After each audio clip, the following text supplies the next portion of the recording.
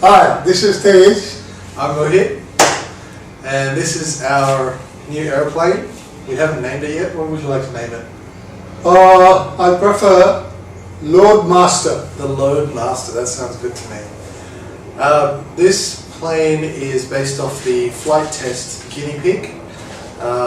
It is a large cargo plane. It is twin engine. Let's just show off the plane first of all, shall we? So that's, you got the side angle there, one in front. This way is better. And also just give you a closer look at the tail portion there as well. It's quite a complex tail as well on this one. It's quite extraordinary. Yeah, enormous size. Yeah, it's big size. The original plan was by Peter Strupol. He originally made it for Depron, and then for flight test he made it in a foam board plans as well. But we have built this in Depron. Yeah, 6-7 Depron. Yeah. So, but you know, that's my reason. The reason I chose this plane is I really like the fact that it's twin engine. I don't have any twin engine planes at all. I like the fact that it's a high wing plane. I haven't made my own high wing plane before. I have bought a couple, but never made one myself. So that was a new challenge. And then also the fact that it's just big and it's a cargo plane. And the idea is that eventually we'll be able to load it with some cargo that we can parachute drop from up high. We haven't installed the drop door just yet, so it's just a closed door at the moment, but we'll get into that later. What did you think about this particular design? Why did you like it? I liked it because of its sheer size. Yeah. And it looked beautiful, frankly. Yeah. The real plane, E-plane, I would call it. It can carry load like a macho man. Yeah. But Mohit, making it with 6 mm Depron, it posed certain challenges too. Yeah. Because in the plan, all the cuts and slots were in 5 mm. That's right. So I had to increase the size to 6 mm. That was a bit tricky thing, and margin of error increased considerably. Yeah, that's right. So I should point out, like I was saying, the original plans for this plane were actually in Depron. Yep. The one that Peter Strupol released. But then he made it again for flight test, made out of foam board being 5 millimeters and Depron being 6 millimeters. There was a discrepancy. The reason we still chose to go with the flight test plans is because they were of better quality. So the plans are tried and tested and true. It does throw up some challenges, like using a different material that's thicker makes things... Yeah, it's stronger. Thicker, stronger. Now, what that tends to do with flight test planes, when we've done a few of them now, haven't we? We've started with We started with the Baby Blender. Yeah. And then we came to the Spitfire. Yeah. And this is the third one I'm trying my hand on. That's right. So the problem with the flight test planes, when you build them in Depron, is that they end up being tail heavy. So, mostly. Yeah. Mostly. So you have to readjust the center of gravity to push it further forward, and there's several things that we've done to do that. You can see already here, the servos at the back. The original position for those was right next to the rudder. We've pushed those forward to change that center of gravity. Yeah, that has to be done. And the reason we don't want to call it the guinea pig is, first, we don't like the name, guinea pig, right? The other thing is, it's quite different to the original guinea pig. We've made quite a few modifications, haven't we? It did. We've not gone with rubber bands No, at not at all. all. So the original plan had rubber bands crossing over at the top here. We've replaced the rubber bands with some steel wire instead. All the hatches the main hatch that we have is the 3 mm foam. Yeah. 3 mm foam. Yeah, so we didn't make it out of cardboard or anything. Depron doesn't bend very easily, so we had to use 3 mm Depron, which bends a little more easily than 6 mm Depron. That's another change. We've used magnets. Yeah, we for the use hatches. magnets. Yeah. Magnets we thought would hold on better, and because they're forward of the center of gravity, they help to add weight Make to, the nose to heavy. the nose. So yeah, that works well. So what else have you got there, Dad? What other challenges did you find with this build? The first challenge I just mentioned about the size of the cuts and slots. They were in 5 mm, Yeah. so I had to increase the size to 6 mm. So using a knife, it was very likely we might cut it slightly bigger or slightly smaller, Yeah. so it might not fit in. So that was the challenge Yeah. I faced. Then the biggest challenge was the making of the wings. It's a huge size. Yeah, you need a big table. Yeah, big And- table. And this was our biggest table, so it was a challenge. Yeah, and then it was not possible for one man to do the entire wing. So he needed some assistance. So Mohit was generous enough. He extended his help. Well, yeah, I helped out, but it was mostly your work. And I should say that although I sort of gave Dad the direction as to what kind of plane I want to make, he was quite enthused with it, and he was quite happy to help out. And actually, the entire fuselage, the wing, the control surfaces, that's all Dad on this one. I haven't done any of it. But I did help out with the wing a little bit. I helped out with the mounting of the engines a little bit, and then the electronics and stuff. No, I think he did a great job helping me out, because such a big wing, huge size, bending it and gluing it was the most difficult task, because we needed a big glue gun. Yeah, so we bought a new glue gun. Bought a new glue gun. Yeah, I put it away now. Yeah, big glue gun. So he was quick to put the glue on the wing, and then we used to bend it, and we both kept the wing together so that it doesn't open up. But despite our best efforts, still we missed some areas. But later on, we corrected that, because he's expert in cut and glue surgery. No, that was good. Hey, let's talk about all the screw ups. We screwed up a lot with this plane. We made a lot of errors. Now, it is a big plane, and it's a complex build, and there's a lot of parts. So it's expected to screw up, but there are areas on this plane we have to rebuild more than once. First we made the wings, then we made the fuselage, and then we made the neck portion, the nose portion. They were made independently. But when it came to the assembly time, then we found out how horribly I went wrong, because I was responsible for cutting in the foam. But when it Not came, just you, the plans weren't great as well. I got printed plans on multiple sheets. let's take the nose off. Yeah, so okay, let's take the nose off here. So this is magnetically held on, and it just slides off. So you can see inside the plane, it's got a nice big cargo area to hold. There's obviously a battery's going to go in there as well, but there's a huge space in there for cargo. This neck portion of the fuselage, Yeah. it didn't match the nose portion. It was a bit crooked, slightly lower on one side.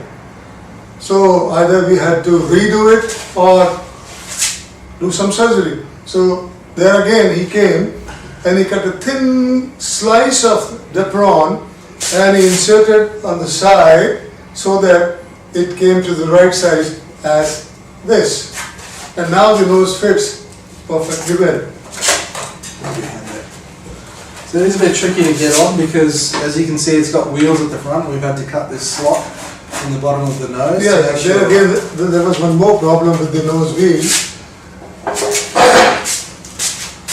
These wheels turned freely left side or right side. So it had to be straight and fixed so that the plane takes off and lands sensibly. Relatively straight. That wasn't straight. Okay, let's put the nose back on, if we can. And it just magnetically attaches itself back in. Yeah. Things don't end here, man. So let's talk about when we were putting the wing on and we accidentally glued all the wires. Yeah, first time when we put the wing on, all the wires, he is responsible for all the electronics and putting in the wires, and the wires got stuck on one side and we glued the wing. So all of the, when you make the wing for this plane, you make the entire airframe of the wing, and you put all the electronics in there so that you don't have to run extensions and have to run wires. So you put all the electronics in beforehand, before gluing it onto the fuselage. What happened was that some of the wires didn't go down into the fuselage, they were instead sticking outwards, and we glued the wing down with the wires sticking out instead of going down into the fuselage. And that caused the issue. Yeah, the entire wing was like off to one side, so it was completely wrong. So we ended up having to sort of cut those wires free, remove some hot glue, and push the wires back down into the fuselage, and then re-glue the wing back on the top. One side of the wing back on. That's right. Yeah, it was a tough job. Yeah. So what else did we screw up? The matter does not end here, man. When it came to the tail section. So the tail section being the part where it starts to narrow in from here on towards the back. Yes? Yeah. But because the wing was glued again, and when we put this tail section here, and we didn't notice then, but after gluing it, we found that the tail was slightly crooked. There again.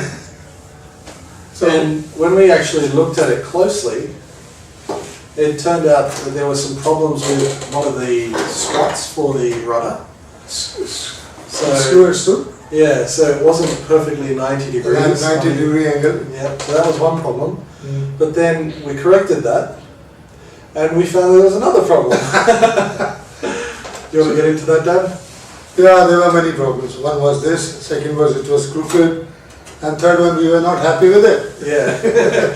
So essentially what had happened was, when we were building the narrowed section on the tail, one side was just slightly, and I'm talking like Shorter. 3 or 4 millimeters shorter than the other, which meant that the tail was actually skewed slightly.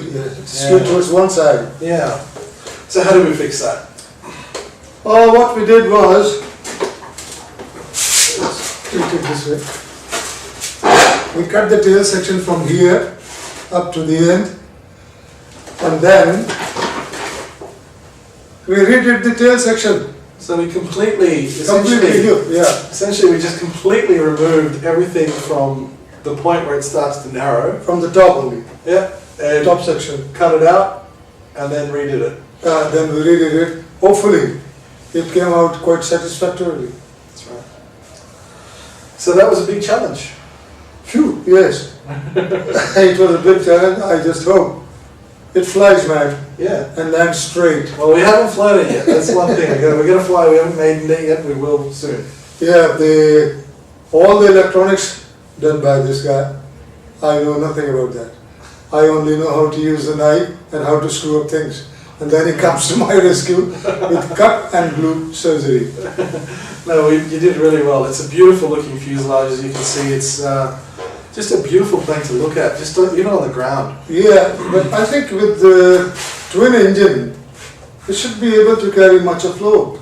Yeah, I mean, it moves fast. Even a little throttle will get it in the air, I think. I don't think it'll be too much of a challenge, and I think we will be able to carry Hope a so. good amount of weight. So there's a few other areas that we've deviated from the original design. So you've heard about the magnets, the wire on the top. 3 mm Depron. Yeah, we use 3 mm Depron for the front, 6 millimeters for the whole body. Yep. We also They designed the rear wheels on 3D printer. Yes, that's right. So that's the new thing that we've done, is that I've just got my first 3D printer a few months ago, so we wanted to try it out and play with it.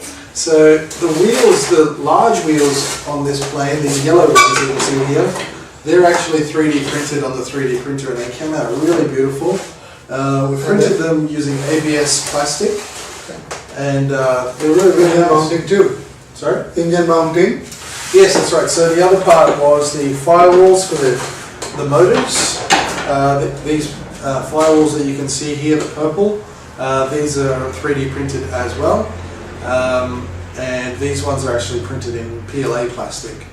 Now, all of the actual designs for the 3D printed parts, I didn't actually design myself. I basically just went on Thingiverse and downloaded some designs. So there were firewalls already there were wheels already there. Just download them and print them off. And although it took a little while to hone the printer in just right to get a good quality printout, it's more to do with the printer than the design. So yeah, I'm still playing with the printer. But at the end of the day, these parts all came out really nice. And I think they'll stand up to the test of time as well. They're quite sturdy, quite rock solid. The wheels look beautiful, they're smooth, they're not at all jaggedy or anything like that. Hatch door, we have it. So we've got to, those, the 3D printing is a new technique that we used. The hatch door. Yeah, Dad's got the thinking design. of something for the hatch door, adding one more servo. Yeah, so we haven't made the hatch door remote controlled or electronic yet. We will do that. So it'll probably just be an additional servo at some point. Yeah, the wings were strengthened with the paint store. Yep, that's right. So that was as per the design. Yeah, as per the design. The only mistakes were original. Most of the things we borrowed. So the other thing was the paint stirrers that I could find here, and these were hard to find as it is. They're a little bit thicker, maybe a couple mils thicker than the ones on the original plan, so that made the wing a little thicker, but I think we can put up with that. It wasn't too bad. It should work out just fine. They're just as strong, so there shouldn't be any issue there. Shouldn't be. That's all. The other thing that we used is instead of using barbecue skewers, we've used carbon fiber throughout. That's both for the wing hold downs and for the struts for the tail section. Now it's just basic carbon tube, extruded carbon tube, so it's not the expensive stuff, it's just the cheap carbon, but it should do the job nicely. Other additions, really, I put a couple of hooks on here, one ahead of the wing and one behind the wing. That's just so I can hang it up on the roof. There wasn't any real place on the fuselage where I could, hang this up on the roof. So I just put these couple of hooks. They're very lightweight. They're just made out of Credit card. Yeah, well, not credit. Thick plastic. Yeah, I mean, what it is like gift cards that were just cut up in hook shapes and just stuck in there. And it does the job well. It just hangs up, and it's very light and shouldn't affect the flight performance or anything like that.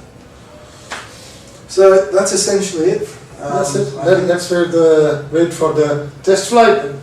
Yeah, so we will have a maiden flight of this eventually. I've got so many planes, so I haven't done a video in a long time because I haven't had time to actually go flying. It's probably been well over a year now that I haven't gotten flying at all. I've got probably 4 or 5 planes sitting in the hangar right now that have yet to even be made. So we've still been making planes, but not flying them. But we thought we'd do a video for this one because it's special. It's one that Dad made, and it's different to all the rest. It's bigger, it's bolder, and it's got some unique elements that we put into it. So that's essentially it. Thank you, Dad, for all your efforts. Thank you very much. Thank you very beautiful much. plane, and you've done a top job. Yeah, I'm ready to accept another challenge. It's coming my way. Yeah, I don't know what to do next. I mean, this is pretty. It requires a lot of skill. This one. We'll see. Maybe some sort of a balsa build or something. Yeah. We'll see what we can do. Anyway, that's it for now. We will maiden this plane. Whenever we do, we'll video it, and however it goes, whether it goes well or if it crashes, you will get to see it. Adios. Thank you. Cheers.